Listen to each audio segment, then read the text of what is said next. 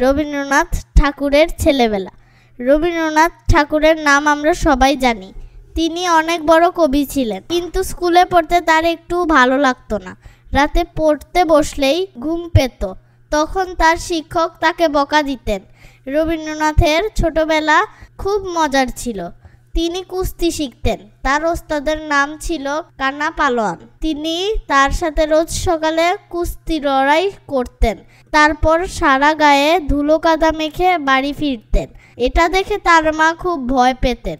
তিনি ভাবতেন তার ছেলের গায়ের রং কালো হয়ে যাবে, তাই তিনি ছুটির দিন তার গা ঘষে ঘষে পরিষ্কার করে দিতেন। ব্যায়াম করতেন বলে রবীন্দ্রনাথ ঠাকুরের স্বাস্থ্য খুব ভালো ছিল, রোগবালাই হতো না। তিনি চাইতেন যেন জ্বর হোক, কারণ জ্বর হলে পড়তে হবে না। সেজন্য তিনি বৃষ্টিতে ভিজতেন, রোদে খেলতেন, শীতের সন্ধ্যায় ছাদে উঠে খোলা আকাশের নিচে দাঁড়িয়ে থাকতেন। কিন্তু স্বাস্থ্য ভালো থাকায় তার অসুখ খুব কম হতো।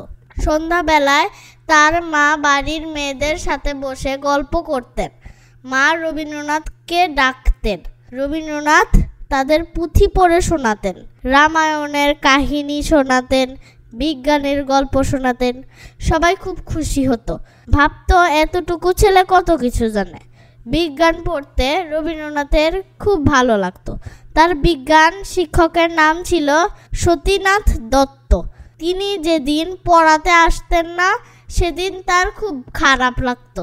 দুধের মধ্যে পানি থাকে, আর দুধ জাল দিলে পানি বাষ্প হয়ে উড়ে যায়, তাই দুধ ঘন হয়ে যায়। এটা জেনে রবীন্দ্রনাথ খুব অবাক হয়েছিল। ঘুরতে রবীন্দ্রনাথের খুব ভালো লাগতো। তিনি বড় হয়ে সারা দুনিয়া ঘুরেছেন। তিনি অনেক কবিতা লিখেছেন, অনেক গান লিখেছেন, অনেক গল্প লিখেছেন। তিনি কবিতার জন্য 1913 সালে নোবেল পুরস্কার পেয়েছেন। রবীন্দ্রনাথের লেখা গান আমাদের জাতীয় সঙ্গীত। রবীন্দ্রনাথ ঠাকুর 1861 সালের 7 মে 25 বৈশাখ তারিখে জন্মগ্রহণ করেন।